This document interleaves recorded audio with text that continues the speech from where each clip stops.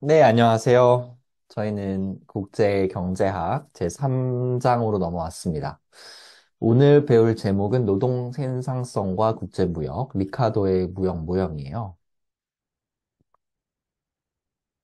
리카도 국제무역 모형은 가장 기초적인 모형이면서도 뭐 이론적인 내용들도 많이 있지만 우리는 시험 적합성을 좀 고려를 해서 이론적인 모형들은 밑줄만 긋고 넘어가도록 할 거예요. 그래도 비교 우위가 무엇인지, 비교 우위론이 주장하는 것이 무엇인지 여러분들이 문장으로 쓸 수 있어야 되거든요. 그래서 그런 부분에 초점을 맞춘 그런 밑줄만 좀 긋도록 할게요. 중간에 필요하다면 제가 밑줄 그은 이후에 여러분들께 간단한 설명을 드리도록 할 겁니다. 3장 내용 이제 들어가 보도록 할게요. 제1절 내용 들어가기 전에 여러분들 밑줄 하나 긋고 갈까요?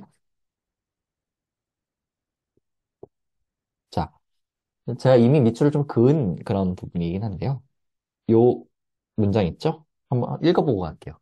비교 우위로는 모든 제품 생산에서 절대적으로 열위에 있는 국가도 수출할 제품이 있고 모든 산업에서 절대적으로 우위에 있는 국가도 다른 국가로부터 수입할 제품이 있으며 무역을 통해 두 국가 모두 이익을 얻음을 설명하고 있다. 가급적이면 통째로 암기하시길 바라겠습니다. 비교 우위론이 무엇이냐? 라고 얘기를 할 때 저희가 한 문장으로 이야기를 한다면 이만한 문장이 없습니다. 자, 제1절 리카도의 비교 우위론 중요한 부분만 밑줄 긋고 넘어갈게요. 1번 비교 우위의 법칙입니다. 자, 어디에 밑줄 그으시냐면요. 마지막 문장입니다. 모든 국가는 비교 우위가 있는 재화를 가지며 그 비교 우위제를 서로 교환함으로써 모두 이익을 얻는다. 다음 페이지 넘어갈게요.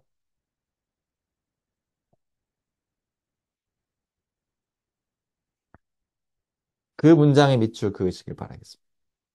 이를 비교 우위의 법칙이라고 한다. 여기까지입니다. 자, 이 페이지에서는 이 부분이 중요해요. 아시겠죠? 자, 넘어갈게요.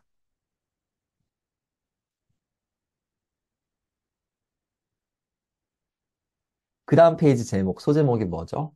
그 다음 페이지 소제목을 여러분 보시면 기회비용이라는 개념이 갑자기 나옵니다. 비교 우위를 우리가 계산 혹은 어떤 국가가 비교 우위에 있는가를 파악하기 위해서는 기회비용이라는 개념을 적용해야 되기 때문에 그래요.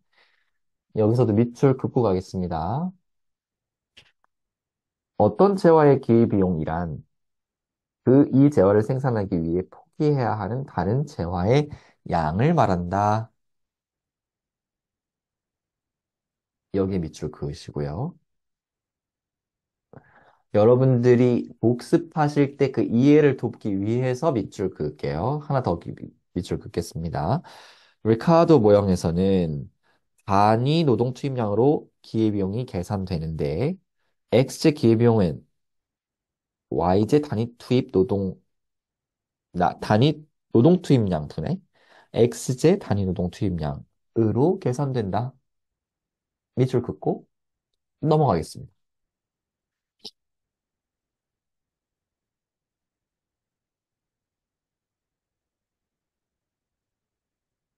자, 그 다음 소제목 바로 볼게요. 상대 가격과 비교 우위 법칙이라고 나오죠? 우리가 앞서서는 기회 비용을 통해서 비교 우위를 판별하는 그런 방법론을 배웠다면 여기에 하나 더 도구가 하나 더 나오는 거예요. 자, 이해를 못 하시더라도 밑줄 긋고 갈게요. 완전 경쟁 시장을 가정하고 있기 때문에 비교의 결정에 기회 비용이 아니라 상대 가격을 이용해도 된다라고 나와요. 상대 가격의 밑줄, 강조 표시까지 해주세요. 여기에 밑줄 그으시고 상대 가격의 강조 표시. 이해가 되시면 좋고, 이해가 안 돼도 이해하려고 노력해 보세요. 이해가 되시면 향후에 나오는 이론들에 대한 이해가 좀 더 쉬워지는 것이고요. 그렇지 않더라도 큰 문제는 없습니다. 그래도 공부를 하시는 거기 때문에 이해를 하시기를 바라겠습니다. 다음 페이지 넘어갈게요.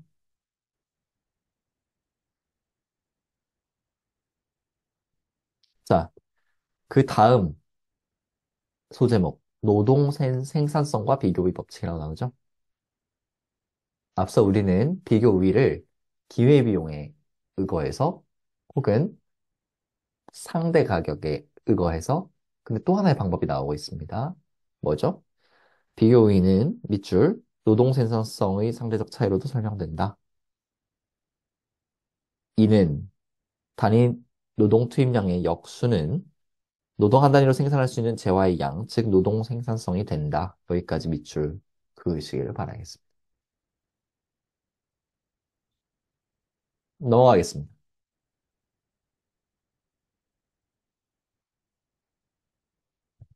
여기도 한번 읽어만 보시고요. 자, 그리고 여기도 중요한 부분만 밑줄 긋고 갈게요. 자, 중제목 2번. 국제가격이 어떻게 결정되느냐. 국제가격의 결정. 자, 어디서 밑줄 긋는지 말씀을 드릴게요. 자, 국제시장 가격은 양국 국내 가격 사이에서 결정된다. 이해를 돕기 위해서 여러분들께 밑줄 긋고 갈게요. 달리 말하면 여러분들이 표 1-1에 대해서는 생각을 많이 해보셔야 된다는 겁니다. 자, 만일 기계의 국제시장 가격이 2 이상이 되면 밑줄 그으시고, 마찬가지로 기계의 국제시장 가격이 3분의 2 이하가 되면 여기 밑줄 그으시고요. 자, 그리고 국제 가격이 양국의 국내 가격인 3분의 2와 2 사이인 일로 결정되었다고 하자 이 경우 여기 밑줄 그으시고요. 그리고 마지막 국제 가격이 양국 국내 가격 사이에 어디에서 결정될 것인가는 세계 전체의 수요와 공급에 달려 있다. 여기에 밑줄 긋고 넘어가시면 되겠습니다. 이 부분 이해하시려면 이 표 3-1 꼭 보셔야 됩니다. 연필로 써 가시면서 보셔야 돼요. 넘어갈게요. 자, 그 다음 제목은 무역의 이익이라고 나와 있는데요. 여기는 다음 페이지에서 밑줄 긋고 갈게요. 다음 페이지 보시면 결국 무역의 이익이 뭐냐 이런 말이 나와요. 그러면 질문이 뭐겠어요? 밑줄 긋고 설명드릴게요. 자, 이처럼 비교 우위에 따른 생산과 무역으로 양국 모두 더 많은 재화를 소비할 수 있어 무역 이전에 비해 후생 수준이 증가한다. 그 다음, 수출제 가격이 더 많이 올라간 국가에서 무역의 이익이 더 커진다. 여러분들 스스로 이제 구조화를 할 때 우리의 제목이 뭐였죠? 제가 하나 설명만 드릴게요. 무역의 이익이었죠. 우리 지금 당사자가 둘이잖아요. 뭐 A국과 B국 이렇게 있는 거. 그러면은 무역의 이익이라는 거 안에는 구조화 방법이 어떻게 됩니까? 하나는 과연 무역을 했더니 A와 B국 당사자가 다 이익이 됐니? 이들에게? 이런 말이겠죠. 달리 말해서 이익의 여부예요. 이익의 여부. 이게 지금 이 문장을 얘기를 하죠. 그 다음에 뭡니까? 그럼 그 이익 누가 더 많이 혹은 누가 더 적게 이런 말이 당연히 나와야 돼요. 이런 논리적인 생각들을 하실 수 있어야 됩니다. 넘어가겠습니다.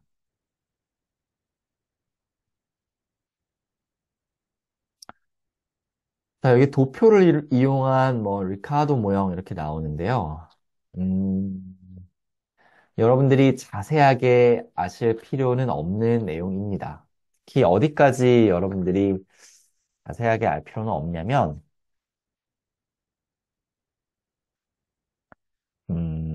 제가 잠시만요.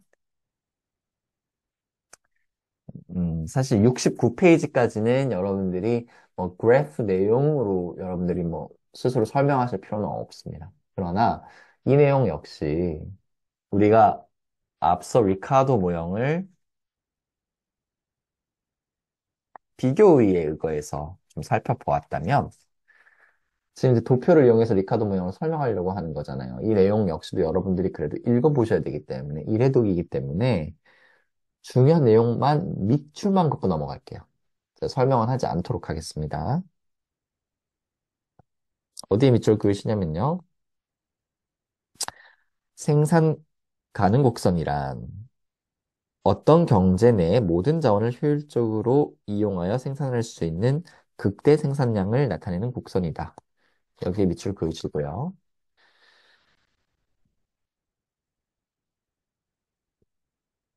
그 다음 페이지 넘어갈게요. 그 다음 페이지에서는 어디 밑줄 그으시냐면 어떤 식이 나오고 자 어떤 직선의 기울기를 도출했는데 이 직선의 기울기는 다음과 같이 정의가 되는데 이는 x제의 기회비용이고 또 x제의 상대 가격이다. 이 부분 그 다음 페이지로 넘어가도록 하겠습니다.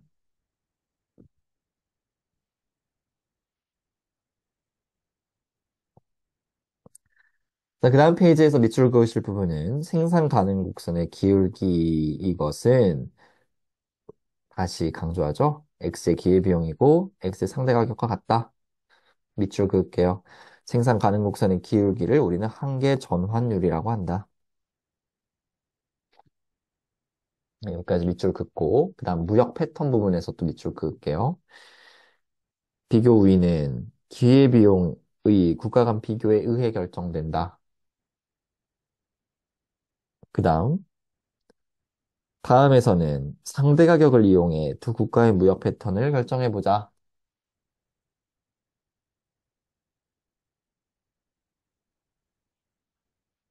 다음 페이지로 넘어가겠습니다.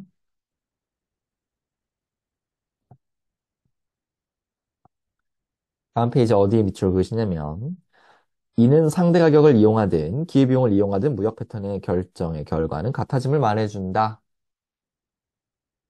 됐습니다. 자, 그 다음 페이지 넘어갈게요. 국제시장 가격의 결정 이렇게 나오는데요.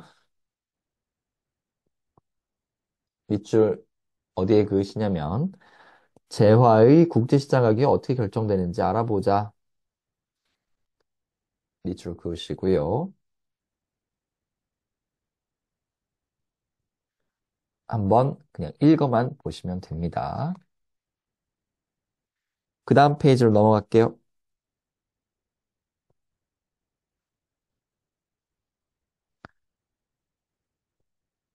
자, 어디에 밑줄 그으시냐면 그림에서 보듯이 어느 경우든지 국제시장 가격은 폐쇄경제 A국 상대 가격 P와 B국 상대 가격 P 별표 사이에 P 스타 사이에 값이다. 이 부분 밑줄 긋고 한번 읽어보시면 됩니다. 자, 그 다음 페이지 넘어갈게요.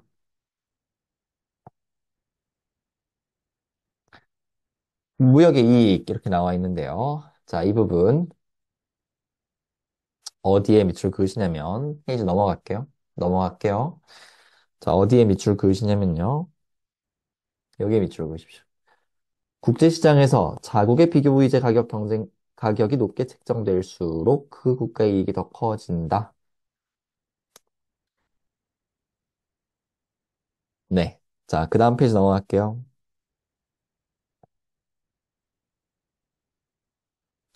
임금의 변화 이렇게 나와 있는데요. 갑자기 우리가 왜 갑자기 임금을 다루냐 이렇게 얘기 나올 수 있는데 리카르도 무역 모형은 임금에 미치는 영향도 지대합니다. 결론만 보고 말씀을 드릴게요. 이거는 나중에 또 배우게 되니까 지금은 밑줄 친 것을 위주로 여러분들이 읽어보시고 밑줄 친 문장은 거의 암기를 그냥 하세요.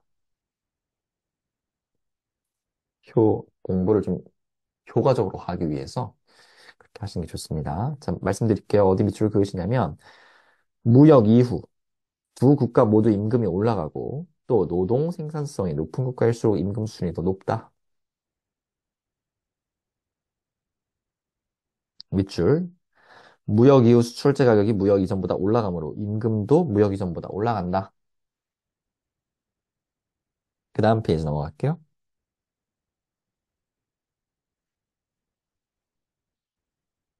밑줄 긋고 넘어갑니다.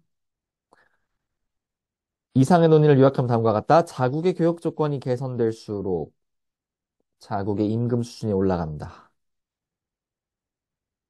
노동 생산성이 높은 국가에서 임금 수준도 높다. 여기까지입니다.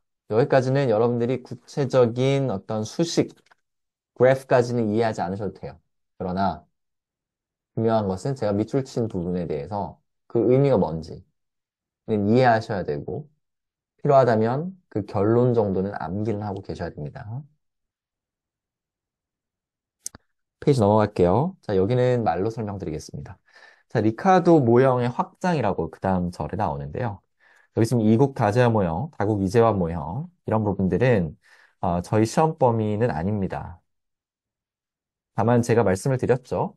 보통 우리는 재화가 두 개일 때를 상정하고 모형들을 전개를 하는데 그것이 두 개 이상, 두 개를 초과할 때 또 충분히 고려될 수 있다는 점을 지금 설명을 하고 있는 부분이에요. 그래서 72페이지, 73페이지, 73페이지까지도 넘어가십시오. 74페이지까지도 넘어가십시오. 74페이지는 한번 읽어보셔도 되는데, 좀 어려우시면 일단 넘어가십시오. 제가 지금은 밑줄 긋지 않겠습니다. 자, 75페이지까지 넘어오십시오. 75페이지까지 넘어와서, 제가 또 밑줄 그을 부분 말씀을 좀 드릴게요. 여기서부터는 어떤 무역 이론이 어떤 것을 고려하고 고려하지 않는지에 대한 내용들, 그리고 뒤에서는 리카도 모형을 우리가 평가를 하게 돼요. 리카도 모형의 의의나 혹은 한계, 이런 것들을 우리가 서술할 수 있도록 정리가 잘 되어 있는데, 그 부분이 저희 시험에서는 훨씬 더 중요합니다. 그래서 이 부분에 대한 논의를 좀 전개를 하도록 할게요. 먼저 75페이지 운송비와 비교역제 부분에서 필요한 부분에 밑줄 긋고 갈게요. 흔히 무역이론에서는 운송비를 고려하지 않는다. 무역이 불가능한 재화를 비교역재라고 한다. 밑줄 긋고 넘어갈게요. 자, 그리고 페이지 넘어가셔서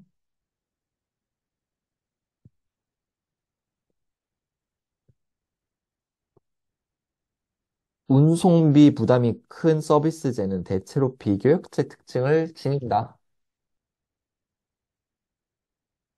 여기까지 밑줄 긋고 여러분들 여기 서비스 무역 관련해서 한번 읽어보시길 바라겠습니다. 넘어갈게요. 앞서 말씀드렸죠? 리카도 모형을 평가한다고 말씀을 드렸는데, 자, 이 부분에서도 일단은 밑줄을 긋고 그 다음에 말씀을 드릴게요. 자, 리카도 모형. 어떻게 한 문장으로 정리하는지 제가 앞서 말씀을 드렸습니다. 제가 그냥 말로 할까요? 쓰지는 않고 편의상 말로 할게요. 여러분들께서 기억이 나시는지 한번 생각을 해보세요. 리카도 모형은 달리 말해서 비교 우위로는 모든 제품 생산에서 절대적으로 열 위에 있는 국가도 수출할 제품이 있고 모든 산업에서 절대적으로 우위에 있는 국가도 다른 국가로부터 수입할 제품이 있으며 무역을 통해 두 국가 모두 이익을 얻음을 설명하는 이론이다. 이렇게 정리될 수 있죠. 그런데 여기에는 몇 가지 한계점이 있습니다. 그 한계점을 좀 표시를 해볼게요. 한계점 첫째, 리카도 모형은 밑줄 왜 양국의 생산성의 차이가 나는지를 설명하지 않고 있다. 둘째, 밑줄 긋고 갈게요. 완전 특화가 발생한다는 것도 현실과 부합되지 않는 점이 한계다. 셋째, 재화 가격이 공급 조건에 의해서만 결정된다는 것도 한계다. 마지막, 넷째, 생산 요소로서 노동 이외의 다른 중요한 생산 요소인 자본이나 토지 등을 고려하지 않고 있다라는 점이에요. 이 네 가지는 서술하기에 딱 좋습니다. 물어볼 수 있겠죠. 리카르도 모형의 의의를 적고 그 한계가 무엇인지를 적어봐라 라고 할 때 한 문단으로 구성하기 굉장히 좋은 그런 내용이죠. 읽으면서 파악하시고 암기하세요. 다음 내용으로 가겠습니다. 보통 이제 여기 이제 실증 분석이라고 나오죠. 밑줄 긋기 전에 하나 말씀을 드릴게요. 경제학은 혹은 보통의 일반적인 사회과학도 마찬가지인데요. 어떻게 이루어지냐면요. 사회과학은 이렇게 이론을 하나 만듭니다. 그리고 그 이론을 만드는 과정에서는 주로 연역적인 방법으로 만들어요. 이렇게 어떤 그래프나 수식을 통해서 의미를 도출하는 것이죠. 그리고 그 이론에 대해서 검증을 막 해요. 근데 그 검증하는 과정을 우리는 실증 분석을 주로 쓴다, 이렇게 이야기를 합니다. 실증 분석은 숫자를 한번 대입해보고, 그게 실제 현실에서 타당성이 있는지, 그걸 검증하는 그런 과정이라고 보시면 됩니다. 그런데 이 내용들을 뭐 여러분들께서 다 아실 필요는 없지만, 그래도 결론만 밑줄 긋고 가겠습니다. 이 예는 노동 생산성이 낮은 국가는 임금 수준이 낮아서 비교 우위제를 수출하게 된다는 점을 실증적으로 보여주고 있다. 밑줄. 자, 그리고 또 하나 밑줄. 마지막 문장. 노동 생산성과 임금의 상대적 비교에 의해 수출 산업이 결정됨을 보여준다. 여러분들 이거 보세요. 과연 실증 분석이 우리가 알고 있는 이론과 이론을 더 서포트하는지 아니면 반박하는지 한번 생각을 해보시길 스스로 바라겠습니다. 자, 그 다음 페이지로 넘어갈게요. 비교의 개념과 응용 이렇게 나와 있는데요. 밑줄을 먼저 그을게요. 자유무역으로 인해 손해를 본다는 의견이 있다. 밑줄 그으시고 그 다음 페이지 한번 볼게요.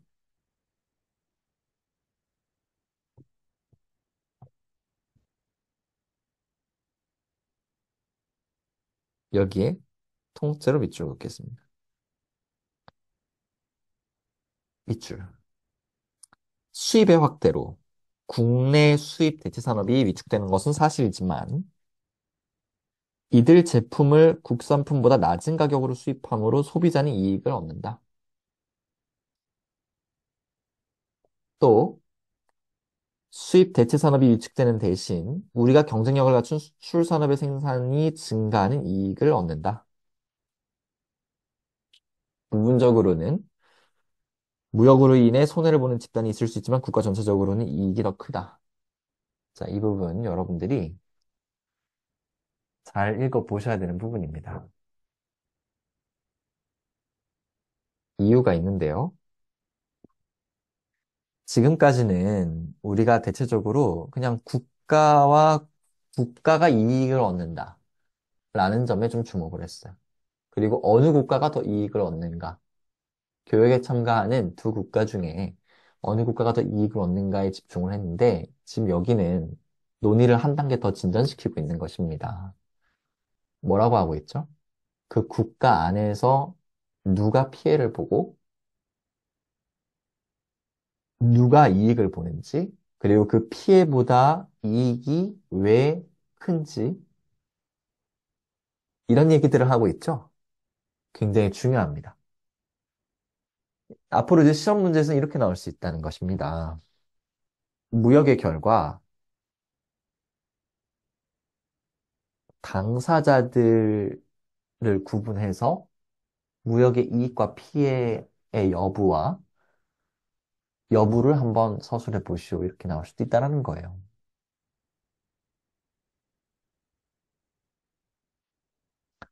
하나 예를 한번 들어볼까요? 여러분들 우리나라가 지금 이제 한미 FTA를 체결을 한 상태죠. 그런데 한미 FTA에서 우리나라 지금 통상 협상단, 통상팀, 뭐 산업통상부나 뭐 코투라나 뭐 무역협회나 이런 데에서 미국에게 양보하지 못하는 분야가 하나 있어요. 달리 말해서 미국이 개방을 요구하는데 우리나라가 이것은 개방하기가 좀 어렵다라고 하는 아주 민감 분야가 하나 있습니다. 농업입니다, 농업. 여러분들, 우리나라 1차 한미 FTA 협상 당시에 광화문에서 많은 농민들께서 올라오셔서, 서울로 올라오셔서 집회를 하신 적도 굉장히 많아요. 왜 그럴까? 뭐가 문제일까? 근데 그럼에도 불구하고, 대한민국 정부는 당시에 한미 FTA 체결을 하기 위해서 사실 노력을 했어요. 농산물을 방어하면서도. 왜 그럴까? 한번 생각을 해보시길 바라겠습니다. 넘어갈게요. 자, 지금 페이지에서 또 다른 중요한 중제목이 하나 나왔는데, 바로 비교에 대한 잘못된 인식입니다. 여러분들이 제가 지금 밑줄 친 부분에 대해서 스스로 반박할 수 있는 논리들을 구성하실 줄 아셔야 돼요. 물론 답은 여기 내용을 읽어보시면 다 나옵니다만, 제가 그 반박 논리가 뭔지를 한번 반박 논리 전에 비교 우위에 대한 우리의 소위 말하는 잘못된 인식들 몇 가지를 밑줄을 그어드릴게요. 이것 역시 서술형에서도 많이 나올 수 있는 문제겠죠. 보시죠. 첫 번째. 모든 면에서 생산성이 절대적으로 낮은 후진국은 수출할 상품이 없다라고 주장한다. 둘째, 임금 수준이 낮은 개도국과의 무역은 선진국 노동자들에게 불리하므로 무역을 제한해야 된다고 주장한다. 그 다음 페이지로 넘어갈까요?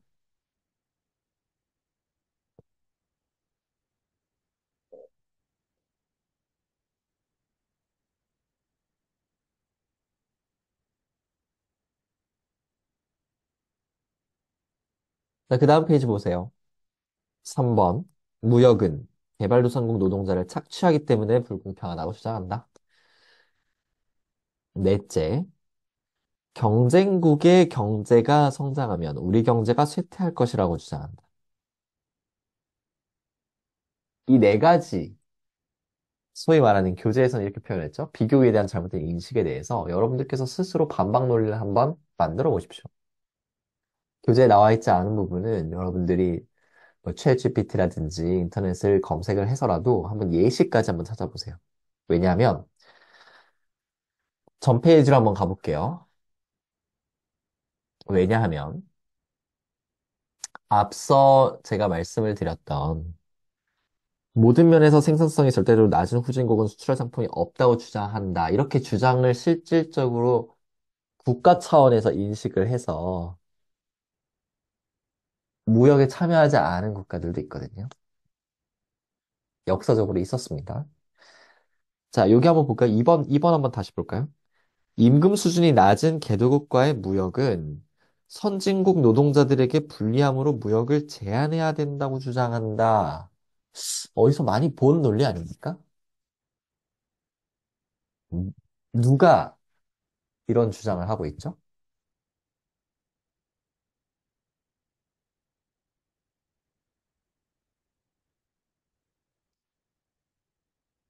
중국과의 무역을 반대하는, 예를 들어 트럼프 행정부를 한번 생각해 보십시오. 2016년도에 반대했던 논리 한번 생각해 보세요.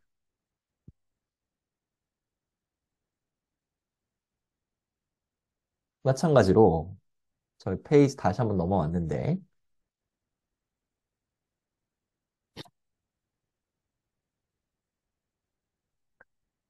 개도국 무역은 개도국 노동자를 착취하기 때문에 불공평하다. 이거 역시도 실제 이렇게 인식을 한 국가의 케이스들이 있습니다. 마찬가지, 경쟁국의 경제가 성장하면 우리 경제가 쇠퇴할 것이라고 주장한다. 이런 경우들도 있어요.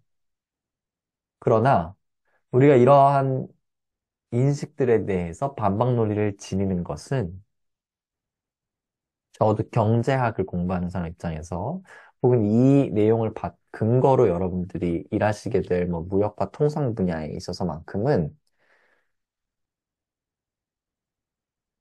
중요한 어떤 논리적 사고 훈련입니다. 그 이유는 이 비교 우위가 비록 초기에 비교 우위론이라는 것이 비록 초기에 성립된 그런 이론이지만 앞으로 나올 헥쇼 올린 모형, 뭐 스톨퍼 사멜슨 모형, 뭐 레온티프에 대한 어떤 모형 등등에서 다 전제로 하고 있고 현대의 이런 무역 질서들도 사실은 비교 우위론을 바탕으로 하고 있기 때문에 그렇습니다. 달리 말하면 여러분들이 코트라에 들어가셔서 어떤 교역을 할 때, 교역을 진흥할 때, 수출을 진흥할 때, 다 그것이 비교 우위론을 기반으로 하고 있다라는 거예요. 이 점을 기억하시면서 가시는 게 중요할 것 같습니다.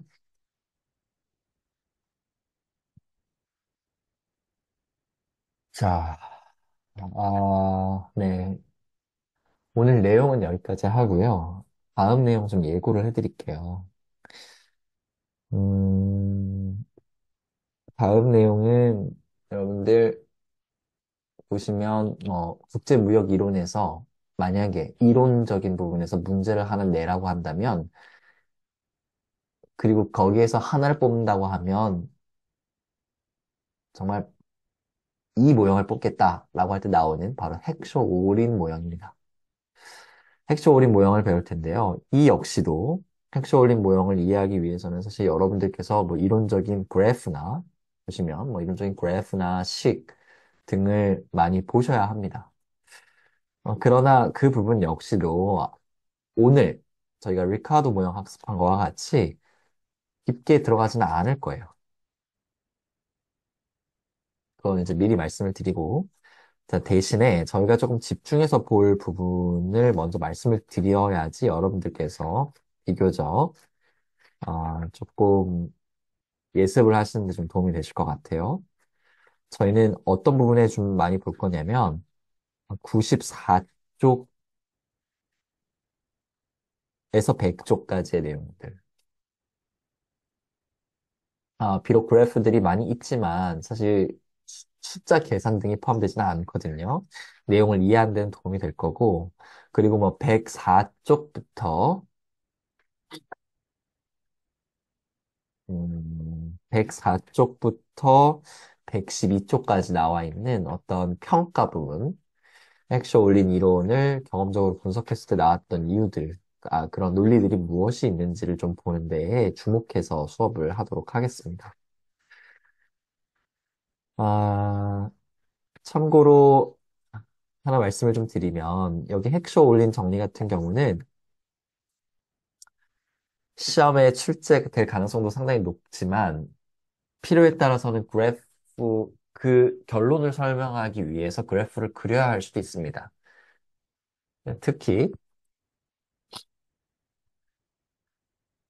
특히 자 하나 말씀드릴게요. 여러분들이 핵쇼 올린 했을 때 이 그래프 하나 정도는 내가 그릴 수 있다.